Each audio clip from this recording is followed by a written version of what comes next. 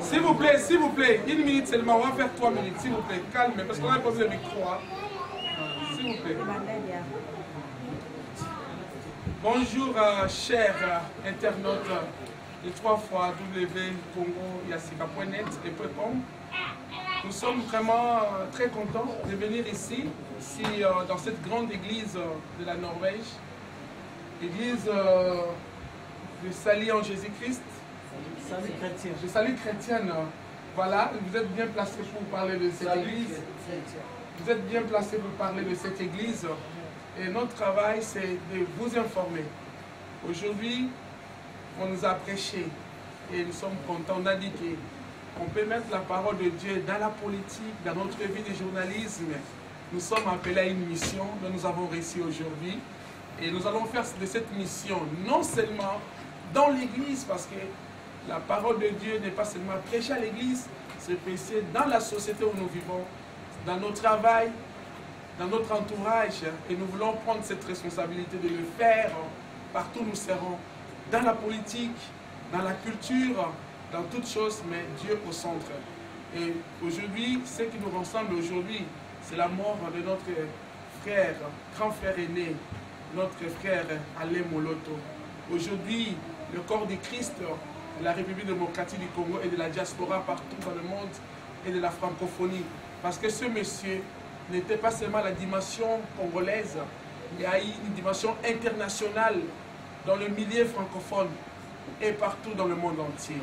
Et ses frères s'appellent Alain Moloto. Comme on a dit, Dieu seul décide. Et le pasteur aujourd'hui, à Bakouk de cette église, l'a prêché. Il a dit les clés, le dernier mot, ça appartient à Dieu. Que ce soit les circonstances de la vie, que ce soit de tout ce qui a fait que la mort soit, mais le mot appartient à Dieu. Et aussi, nous voulons vous dire que le Scandinavie, le corps du Christ de Scandinavie plaire à Alain Moloto. Comme vous m'avez appelé depuis la République démocratique du Congo, qu'est-ce que vous faites là-bas pour le corps du Christ de Scandinavie? Nous sommes là. Et nous sommes là. Pour vous dire que nous sommes là, aujourd'hui je vais recevoir un homme de Dieu qui travaille à côté de notre pasteur Abakouk, qui a pris la responsabilité, qui est responsable aussi de la presse de cette église. Salut frère. Salut. Vous pouvez vous présenter devant le corps du Christ? Ouais, je réponds au nom de Denis Bongi. Je suis ici en Norvège et je suis serviteur de Dieu dans l'église Salut chrétien que nous sommes ici. C'est un peu ça que je peux me présenter, c'est jusque-là. Alors, Bandeko Balandi, Babiso, Obolanda Kabiso, toujours, Tozali vraiment elongo, et puis Tozana Wana Motema, na Oyezui Biso, Oyezui, Ingoma na Nzambe à Congo, Mosali Monene na Nzambe à Otika Biso. Alors, Batuningai, Bino, Nini Boza, Kosoganze, Awana Scandinavie, Awana Norvège, Sangwana Tang Bozwaki, Église, Salut du Christ, Boyoka Kindengeni. Salut chrétien. Salut chrétien, s'il vous plaît. Ouais, Sangwana, étant que mon Christ, nous sommes tous ceux qui ne sont pas ici. Mais nous sommes plutôt dans mon conception, mon temps total à Kambaliwa. Pour la biso Christ, et surtout nous sommes dans Salut chrétien. Liwa, les alliés, séparation, mon temps pour Kambwana physiquement, et ça, on va tout passer. Mais ce qui nous plaît, tant que nous avons fait la carte Yesu, quelque part, tu se réjouis à nous. Puisque mon côté est en place, mais biso quand même, conformément à la Bible, c'est que nous devons la biso, tu es que non, mon Christ autant à Koufaka, et que dans la bisika malam. Alors si je pense à moi-même, tant que vous êtes en Afrique, vous avez rêvé que non, un jour, si on a qu'un poto, vous avez ségué pour la taille.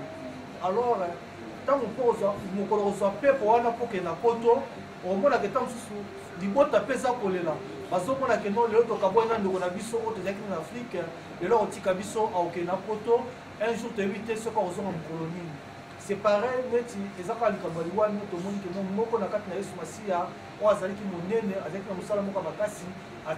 avons mais séparation, la casse n'a pas de passer. Mais spirituellement, les essais pour la biso, parce qu'on est fiers que nous avons c'est un peu ça.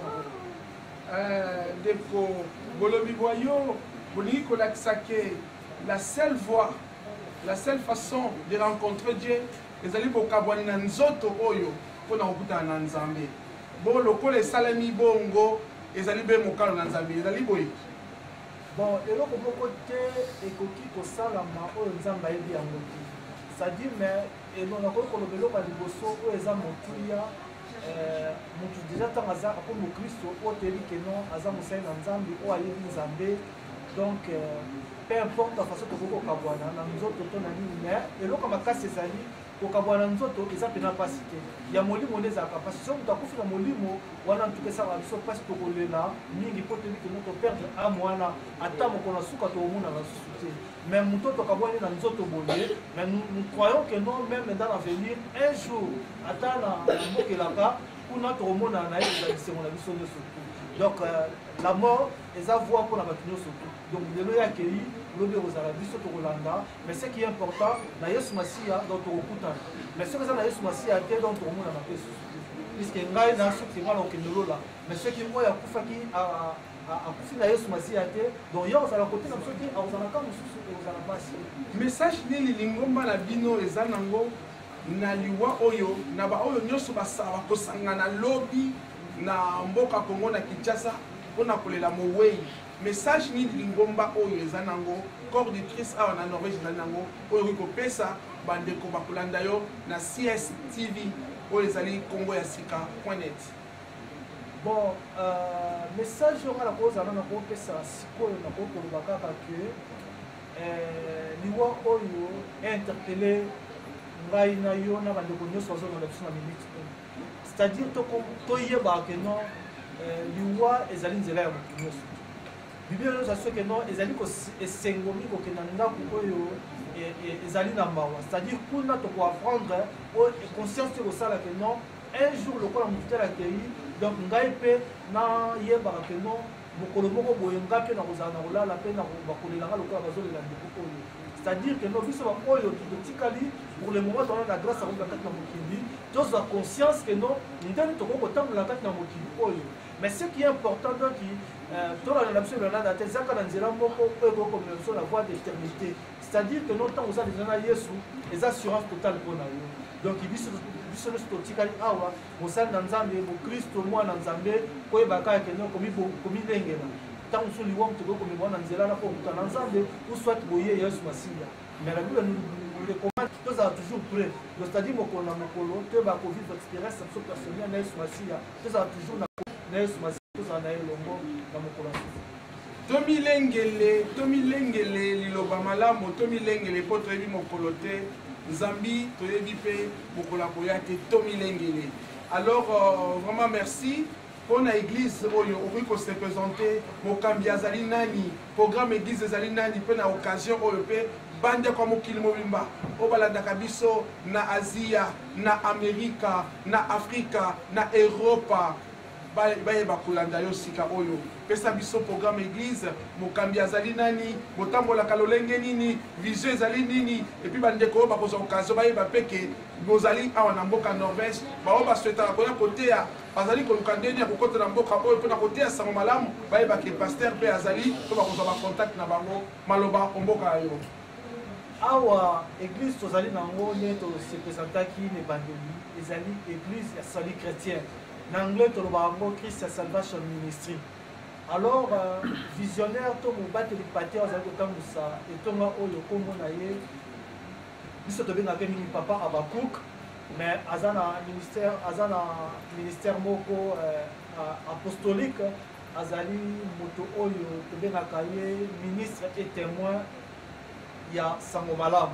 C'est-à-dire ye nde papa Abakuk nde aza kotambwisa biso awa na vision to emoniseli oyo nzambe atie kati na ye kati na lik ndenge kaka olobia na lingala makasi wana tozango kaka ndenge mais vision na biso ezali keno biso nyonso tozali awa toyebi keno ndenge nzambe alakisaki keno ndenge totangi na kati ya logo na biso ekomami awa Luc 21 c'est-à-dire par notre persévérance que nous sauverons nos âmes awa ezali keno lelo nzambe atalisaki eke no koma mokili ezolela koma bakristo bazali kolela omona moto abikisama azolobaka aza mokristo mozomona quelque part eza makambo mingi ezali komarche te na vida c'est-à-dire qu'on a compris que nzambe apesi ye responsabilité mpona kotakisa libota na bana na nzambe ke no biso totaki bakristo oyo toyabi yesu masiya toza mpe na droit ya kosepela na vie oyo toza nango ya kimokristo lokola bato nyonso tu kimokristo eza kaka vie ya kolelaka te eza ya pasi te et nous avons compris na salut chrétien que non biso to bakristo tokomprenez ba makambo ebele te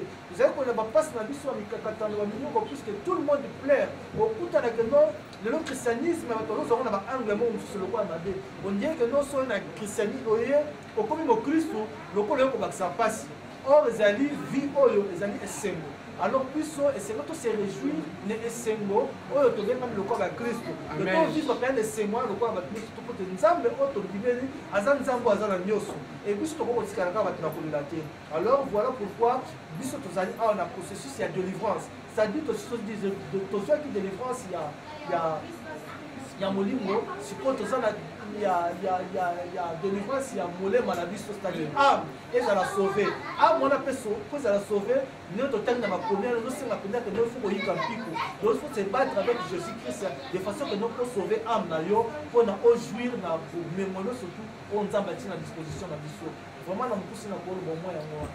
Merci ndeko na ngai frère na ngai évangéliste Ekodeni totondi yo mingi na ntango opesi biso mpe totondi mosali na nzambe paster Abakuka yango wana nalobi ndeko boka totondi yo okambi mosaleli banda ebandeli ozali na pema mais ondimi koyamba biso na kati ya église oyo alors merci mingi mpona yango.